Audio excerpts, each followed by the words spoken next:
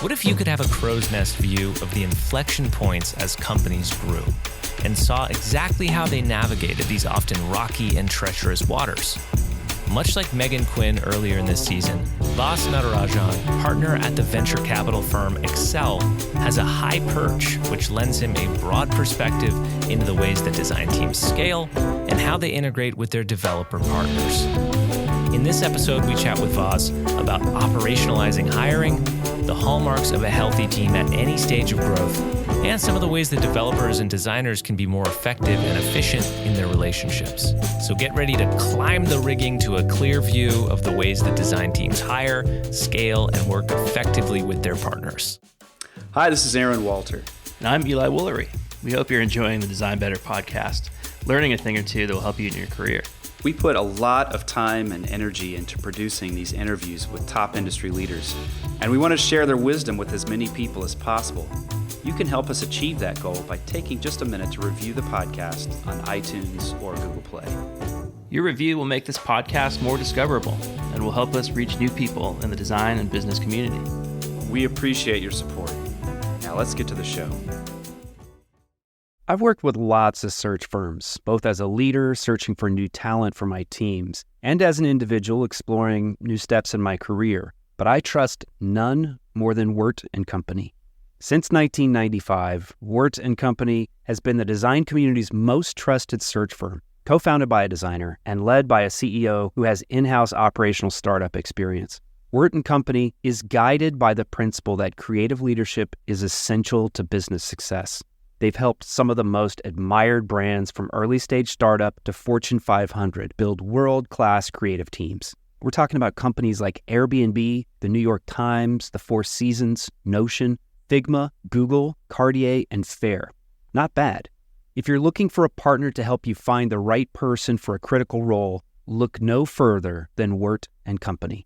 And if you're looking for your next design leadership role, Wirt & Company will guide you through the process as a friend and a champion throughout your journey. They take the time to get to know you, to understand what you need professionally and personally. Whether you're looking for your next role or your next team member, Wirt & Company can help you find a meaningful relationship. Visit wirtco.com to learn more and get in touch. That's WERTCO.com. Support for Design Better comes from Gusto, who make running a small business easy. Get 3 months free at gusto.com/designbetter once you run your first payroll. Running a small business is hard work, especially all of the payroll, quarterly tax filing stuff, and HR things. I'd rather be focused on my business and my customers than dealing with the administrative duties.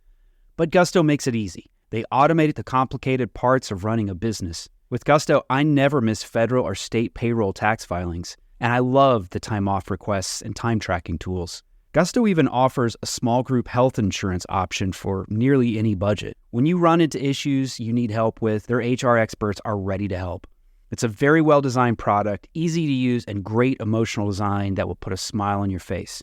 Design Better listeners get 3 months free once they run their first payroll. Just go to gusto.com/designbetter. That's gusto.com/designbetter. Vas Natarajan, partner at the venture capital firm Accel Partners, has spent 8 years investing in collaboration software companies like Envision, Frame.io, Ironclad, and Spoke, and developer-focused companies like Segment. Given his experience with a variety of companies at various stages of growth, we're curious to talk with Vas about what makes a company successful and what role design is playing in shifting industries. Vas Natarajan, welcome to the show. Thank you, guys. We're super excited to have you. And let's just kick it off with one question. I hinted at it in the intro there. And what in your mind makes a company successful? And how are industries shifting? I guess it's kind of a three-part question. We can always come back to it. How are industries shifting and what role is design playing in this shift?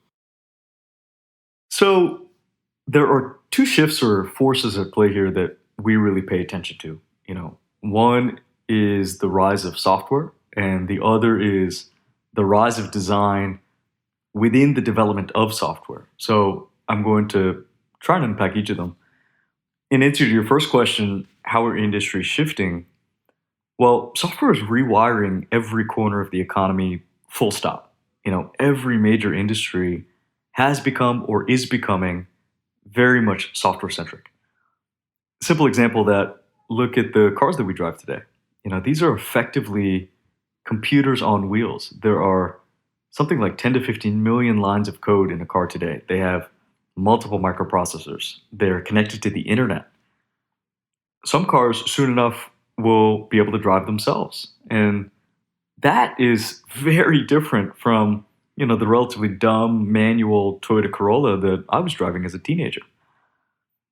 And it's not just the auto industry. We're talking about how healthcare is delivered. Look at the rise of digital therapeutics and telemedicine software on your phone, how homes are sold, the residential real estate market. Look at services like Open Door, which can sell a home in under 60 days now, largely coordinated through software with very little human involvement.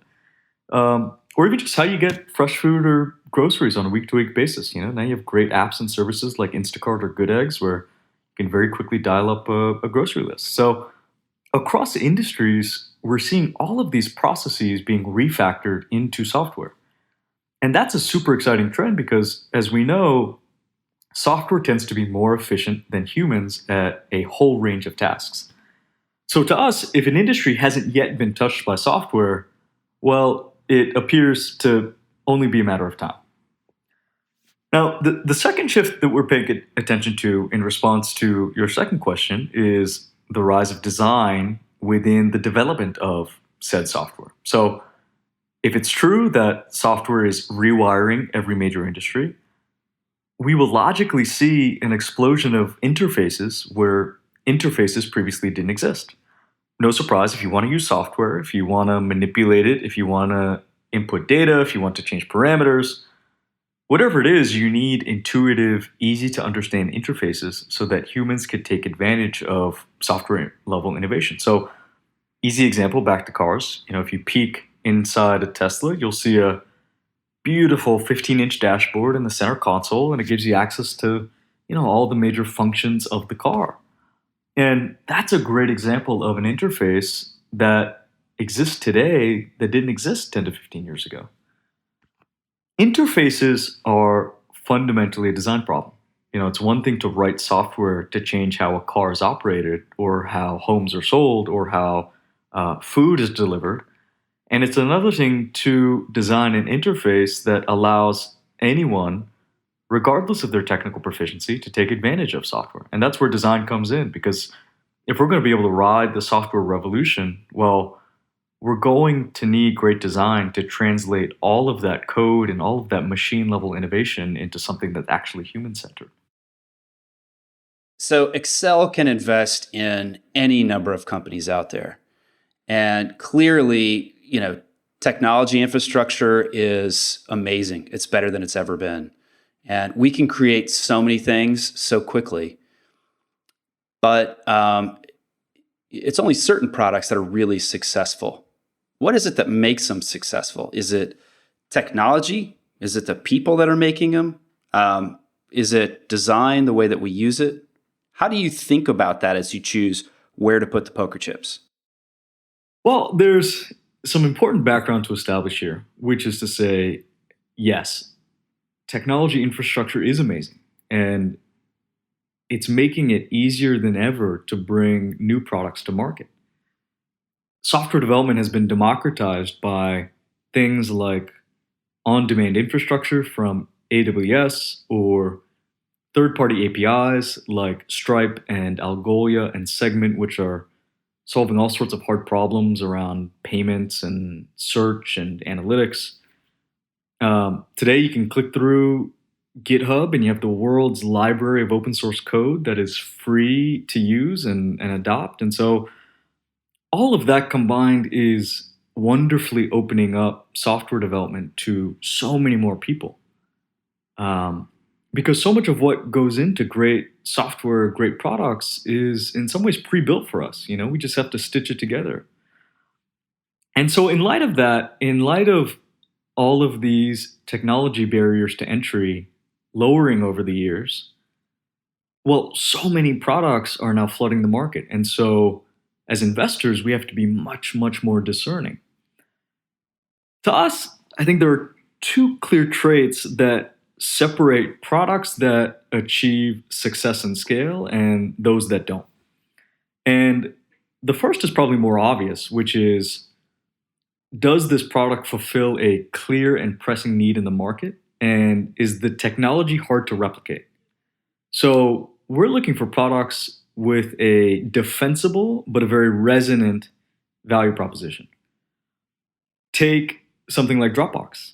In a world with all of this device fragmentation, mobile, desktop, and tablet devices, where knowledge workers and consumers want to move seamlessly between the work and the home, the market was yearning for a very simple way to sync and store files. And that is not an easy problem to solve. It requires a very nuanced understanding of data, of storage, of file compression, of networking, understanding the idiosyncrasies of all the various operating systems between Windows and iOS and Android. So what we experience with Dropbox and its magic and its simplicity as an app, I think in many ways masks a lot of the complexity and the rich defensible IP beneath the surface. So Dropbox to me is a great example of a product with a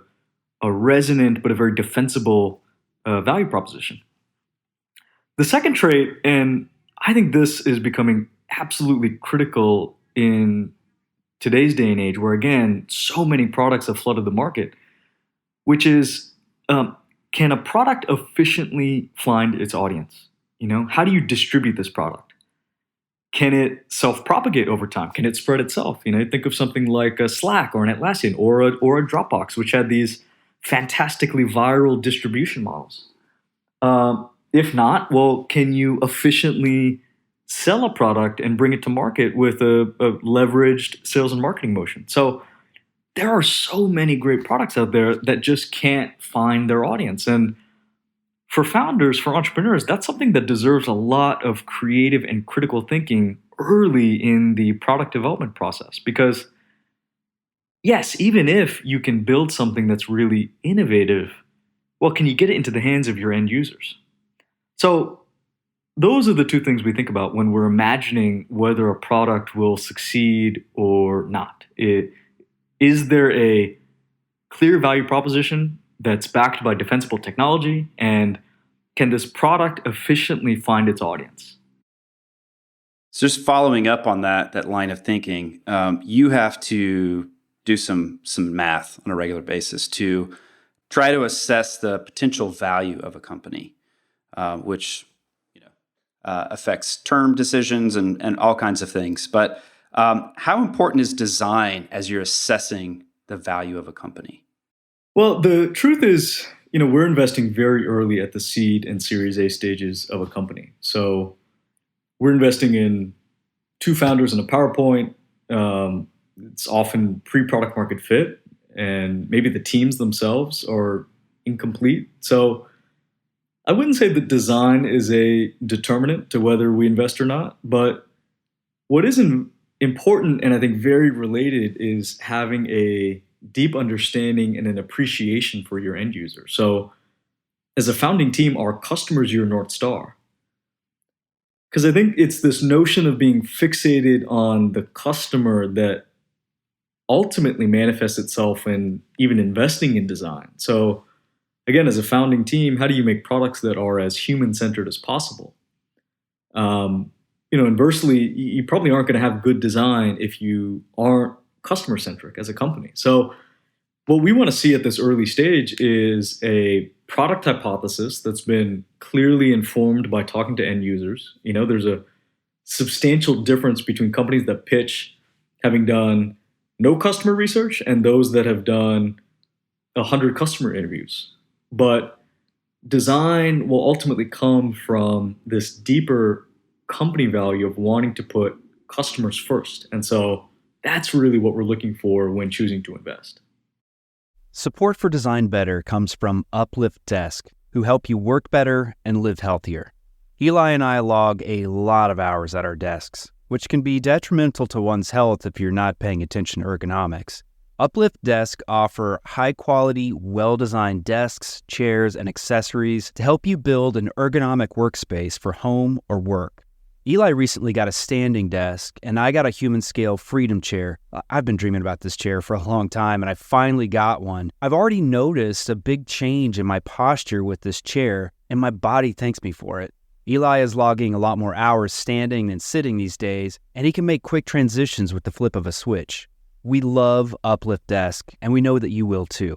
Design Better listeners can get a special deal by visiting upliftdesk.com and use the code DesignBetter at checkout for 5% off your order. You'll get free shipping, free returns, and an industry-leading 15-year warranty. Go to upliftdesk.com, use code DesignBetter, and get 5% off. Design a better workspace with Uplift Desk. Support for Design Better comes from Gusto, who make running a small business easy. Get 3 months free at gusto.com/designbetter once you run your first payroll. Running a small business is hard work, especially all of the payroll, quarterly tax filing stuff, and HR things. I'd rather be focused on my business and my customers than dealing with the administrative duties. But Gusto makes it easy. They automate the complicated parts of running a business. With Gusto, I never miss federal or state payroll tax filings. And I love the time off requests and time tracking tools. Gusto even offers a small group health insurance option for nearly any budget. When you run into issues you need help with, their HR experts are ready to help. It's a very well-designed product, easy to use, and great emotional design that will put a smile on your face. Design Better listeners get 3 months free once they run their first payroll. Just go to gusto.com/designbetter. That's gusto.com/designbetter. Support for Design Better comes from Factor, America's #1 ready-to-eat meal delivery. Design Better listeners can save 50% on their order at factormeals.com/designbetter50. Use the code DesignBetter50. You know what happens at my house when things get really busy? In the evenings, we turn to takeout, which can be expensive and it's not very good for our health. Lately, we're making a better choice at crunch time. We turn to Factor for chef-created, dietitian-approved meals that are ready to eat in just 2 minutes. We like the flexibility of Factor, too. You can change your order up every week with plans from 4 to 18 meals per week, or you can pause or reschedule your deliveries at any time. The meals are so tasty. My wife and I are huge fans, and I like their smoothies, too, which I find are perfect for a quick, healthy breakfast. Factor can help you eat well and feel good while focusing on your career and your family. Head to factormeals.com/designbetter50 and use the code DesignBetter50 to get 50% off your order. That's code DesignBetter50 at factormeals.com/designbetter50 to get half off your order. So Vas, earlier you mentioned the importance of the team as you're evaluating whether or not to make an investment, and then you're obviously continuing, assuming you do invest, continuing to support that team as an advisor and connecting them with resources. What are some of the hallmarks that you see of a healthy team at any stage of growth? Well, we talked earlier about being customer-centric, and ideally that's becoming more pronounced as a company grows. You can never lose sight of the customer. But two other things that we observe in our healthiest teams. One is they are very data aware, top to bottom. And two, they are very goal-oriented. So what does it mean to be data aware? Well, it means everyone across the organization, whether you're a manager or an individual contributor, can tell you what the company's KPIs are or what the key product metrics are. Data is becoming the common language that binds together different functional teams in these types of companies. Because as we know, companies are a composite of product and engineering and design and sales, marketing, and support. Well, how do these teams actually communicate in a unified way? And I think a common set of metrics that express the performance of the business or of the product can meaningfully unify effort across these teams that are each contributing different things. And over time, data is becoming the root of all decision making. There's a powerful cultural benefit here too, because if everyone knows and understands and can speak the language of the data, well, that drives transparency and it helps everyone have a shared ownership and responsibility over moving the business forward. I'd say the second hallmark we observe in our healthiest teams is that they are very goal oriented. So across the company, everyone understands what our metrics are. Well, what do we aspire those metrics to be, this quarter, this year? How are we driving those numbers forward day to day? That might manifest itself in a set of OKRs or some other goal setting program, but our best teams are very planful and very articulate about where the company needs to be over a short, medium, and long horizon. So, effective teams, as we've observed, can measure their business, they can articulate the goals behind those metrics, and they can then translate that into the work that needs to get done up and down an organization. Boss, just wanted to move over to a question around leadership. And, again, you're looking deeply at these teams that are coming in, seeking investment. What are some of the leadership qualities that you're looking for in the founders that you evaluate? Well, I'd say one of the things that we were reacting to is the founder's storytelling ability. So what's the origin story of this team? Every great superhero has an origin story. What is it about this team and their set of experiences or backgrounds that has shaped their worldview? What's compelling them to want to dedicate their lives to this specific problem? Do they have a very lucid view of what that problem is? And do they have the unique skill sets on the team to go out and solve it? Storytelling is so important because it's, to us, a leading indicator of how that founder will be able to attract and retain great talent, how they'll be able to sell customers, how they'll be able to convince even future investors to potentially join the company. One great story we'd heard recently, we'd led the seed and the Series A of a company called Frame.io, which is in the video post-production and collaboration space. Emery Wells, the CEO there, is this remarkably authentic founder. He comes in and shares the story about how he'd been a post-production engineer working on digital shorts for Saturday Night Live. And he'd lived the pain of being up and down the value chain for a large content production company. He'd sat in so many different roles and so many different seats over the years. And had really built the first version of Frame.io to fill his own need and the needs of his team. They wanted a much more agile way of delivering video. And he recognized that it was something that the broader market actually really wanted as well. He observed rightly that the incumbents in the category, the Adobes, the Sonys, and the Apples of the world, originally had built application software products versus having built true cloud services. If you recall, Adobe grew up in the shrink-wrap software days, back when you would go to Best Buy or CompUSA and you buy physical CD-ROMs off the shelf and install them on your desktop. Well, Adobe's products hadn't changed considerably since then, despite the fact that maybe the delivery model is slightly different. And what Emery observed was, the market really wanted a cloud service that was collaboration native to satisfy how modern teams would be creating video.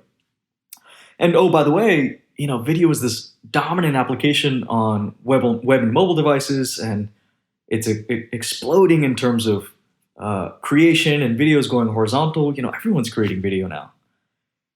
His co-founder, John Traver, was a really unique individual. He had studied motion picture science at RIT, which was this fascinating, interdisciplinary field of computer science and graphics and motion art. And so if you're us, you're sitting here listening to the story and it's like, wow, here's this founder with a very unique point of view on a market.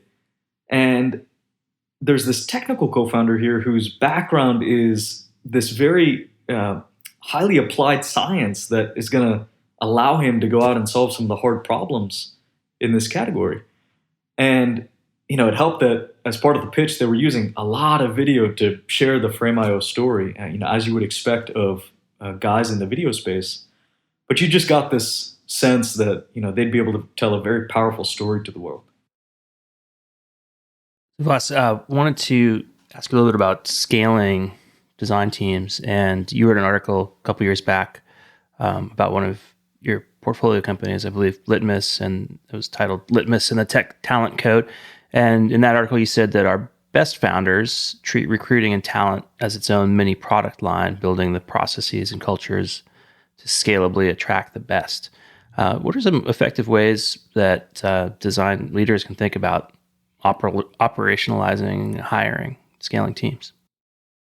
Well, we are in a fierce talent market right now, especially here in the Bay Area where I'm based. But I'd say the labor market for engineering, product, and design is tightening in most markets right now. And as I've studied our best design teams who've been able to hire and scale in spite of that, I've noticed a few things. So, one, the head of design spends a significant percentage of their time on recruiting. They're out meeting new designers, they're doing coffee chats, they are speaking at conferences to share the interesting work that the team is doing.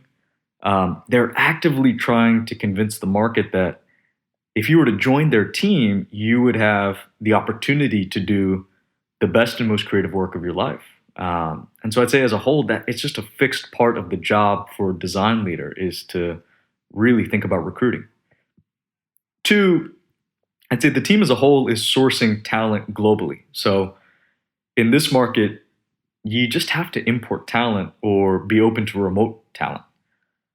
As you start scaling a team from a handful to a few dozen, I think it's unlikely you will fill all of your open recs with just the talent in your home geo, and that's Bay Area included. So I think you have to go outside your local networks to find incredible and diverse people. And three, everyone across the team is sharing. They're posting shots to dribble. They're sharing new interactions that they've designed on Envision Studio. They're just generally sharing their innovation publicly. And this is important because designers want to see, wow, this is an innovative company that's continuing to reinvent itself. Or, hey, this is a product that's evolving. It's not just standing still. And that's so important for prospective designers to know. So operationalizing and scaling teams means it's all hands on deck. Everyone has a hand in building the team. And I'm convinced if teams are publicly sharing what they're working on, well, it's going to entice other great folks to want to join. Hey, Vas, the software industry, I think, is unique in many ways compared to most other industries out there. The growth rate in our industry tends to just be insane. It's so big, so fast.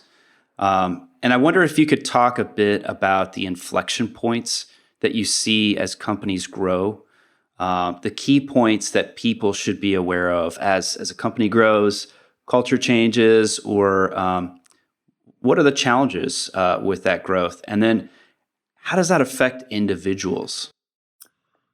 Well, that's a great question, and it's something we spend a lot of time thinking about. And you could probably spend a whole podcast talking about what we've observed of our fastest scaling companies. Maybe I'll try and focus it in on what rapid growth means for product and design teams in particular. So the wonderful thing about software companies is you're able to build a product once, but sell it over and over again to many thousands of enterprises or many millions of consumers. The marginal distribution costs on web and mobile platforms are so low that you can credibly see a company scale from $1 million in revenue its first year to $10 million its second year, especially if a product is able to find its audience. And part and parcel with this is companies are going global maybe earlier than even they intended. And so to your question, we see companies scaling rapidly these days, both in quantity of customers, but also in diversity of customers. And so as a founder, your initial wedge audience, the part of the market you knew very intimately, may no longer represent the majority of your revenue or your customer base. In fact, it's very likely that the customer paying you your $10 millionth dollar is going to look nothing like the customer that gave you your first dollar. And those differences can look like any number of things. On the one hand, maybe you're starting to attract more mature customers. Perhaps you started in the mid-market, but now you're supporting larger enterprises. Maybe you're attracting geographically diverse customers who have different needs around localization or want an ability to pay in their local currency. Maybe you started as a product that was targeting technical people, but now you're seeing non-technical people begin to adopt. Whatever it is, you're spreading into a customer base that probably doesn't map to the audience you were originally building for. And that's a challenge our teams have to be extremely vigilant about. Continuing to push yourself to understand how your customer base is evolving, listening to them, doing recurrent customer interviews. And so one simple trick, a lot of our companies actually put everyone in the org on the support desk. So everyone answers support tickets. And that's just a great way to sort of inject the voice of the customer into the company in a very structural way. And so back to the earlier conversation around being customer-centric, especially as a company is growing and scaling rapidly past its initial audience, you have to find ways to structurally inject the customer's perspective into the company so that you can continue to grow and evolve. Great, Vas. So just one kind of two-part question to wrap up with. So you spend a lot of time learning about markets, trends, and technology and the work you do. So for the first part, what learning hack helps you learn faster than other people? And then what are some of the things that you're reading about these days? We have unlimited access to information and podcasts and blog posts. So to me, it's so much more about absorption. It's how you can better retain and interconnect information. And there's nothing more important to that than just having a great night's sleep and eating well and exercising. I'd rather be healthy and having read just a couple of things of substance than being widely read, but suffering from insomnia or a poor diet. I think relatedly, and this is less about learning and maybe more about creative thinking, is finding time to step away from work and just give your mind time and space to let ideas percolate. There's a reason you hear people coming up with new things or solving tricky problems when they're actually outside the office or away from the computer. So that's something I try to put some intention around. I'm currently reading a great book. It's by a guy named Ben Rhodes, who was one of Obama's national security advisors and the communications lead in charge of speechwriting. It's called The World as It Is. It's a really beautifully written memoir. And what's so fascinating is how deliberate the administration was with how it explained itself to the world. The very particular words that they chose when they were communicating their stance on an issue or their response to a particular world event. And so it's interesting to hear about the author's experience in writing Obama speeches and even how involved Obama was himself in editing his speeches, especially in this day and age where you could argue word choice or factfulness maybe has been taken for granted. It's wonderful. So thank you so much, Vas, for being on the show, sharing your insights. I love the quality over quantity approach. I think I need to take that in my own reading list. I've got like 12 things and I'm a quarter of the way through right now. So I think that's great advice. And we really appreciate you being here. And thank you so much. Awesome. Great to connect. And thanks for having me.